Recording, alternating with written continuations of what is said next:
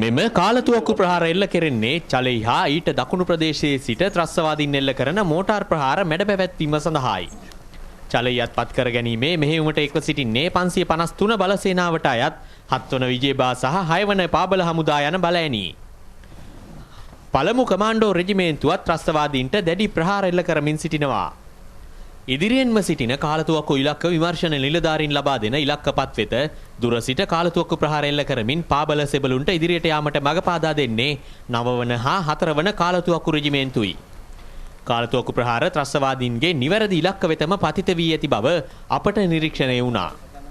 දින දෙකක් තුල කිලෝමීටර් 4කට අධික දුරක් ත්‍රස්තවාදීන් විනාශ කරමින් ඉදිරියට යාමට බටපිරිස් සමත්ව සිටිනවා. ඉකුත් දෙදින පුරා එල්ල කෙරුණු ප්‍රහාර වලින් කොටි සමාජිකයන් රැසක් මිය ගිය බව තහවුරු වෙලා. තවත් විශාල පිරිසක් පලා ගිය බවත් මුහුදු කොටි නායක සුසෙයි හා තවත් LTT නායකයෙකු අතර ඇති වූ සංවාදයකදී අනාවරණය වී තිබෙනවා.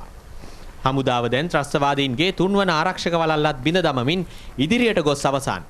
එම ප්‍රදේශයේ පවතින දරුණු සටන් හා LTTE මෝටාර් ප්‍රහාර හේතුවෙන් ඒ ආසන්නයට යාමේ අවස්ථාව හිමි වූයේ නැහැ. හමුදා ප්‍රහාර හමුවේ කොටි ත්‍රස්තවාදීන් අතහැර ගිය අවි ආයුධ ඇතුළු යුධෝපකරණ කිහිපයක් යුද හමුදාව සොයාගත්තා. ත්‍රස්තවාදීන් විශාල වශයෙන් වල දමා ඇති බිම්බෝම්බ හා ඇට වූ මර උගුල් හේතුවෙන් නිදහසේ ඔබම ඔබ යාමේ අවස්ථාව හමුදාවටත් අහිමි වෙලා. චලෙහි අත්පත් කර ගැනීමේ ක්‍රියාන්විතය වේගවත් කිරීමේ අරමුණින් 552 වන බලසේනාවට අයත් 8 වන විජේබා පාවල රෙජිමේන්තුවත් දැන් මෙහෙයුමට එක් වෙලා. චලෙහි යනු මුලතිව් දිස්ත්‍රික්කයේ මුහුදු කොටින්ගේ ප්‍රබලම බලකොටුවයි. එමෙන්ම ත්‍රස්තවාදීන්ට මුහුදු සීමාවෙන් ඉතිරි වී ඇති අවසන් ප්‍රදේශයයි.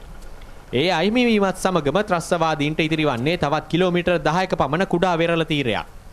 55 සේනාංකය මෙම ක්‍රියාන්විතය සිදු කරන්නේ ඍජු සැපයුම් මාර්ගයක් හෝ නොමැතිවයි. කලපු බාධක සහ වාහන ධාවනය කළ නොහැකි වැලි සහිත ගොඩබිම් තරණය කරමින් බටපිරිස් දැන් ළඟා වෙමින් සිටින්නේ ම්ලේච්ඡ කොටි ත්‍රස්තවාදයේ අවසාන කඩයිමටයි. ජාතික රූපවාහිනියේ අමල් සමන්ත මුලතිව් චලෙහි උතුරු ප්‍රදේශයේ සිට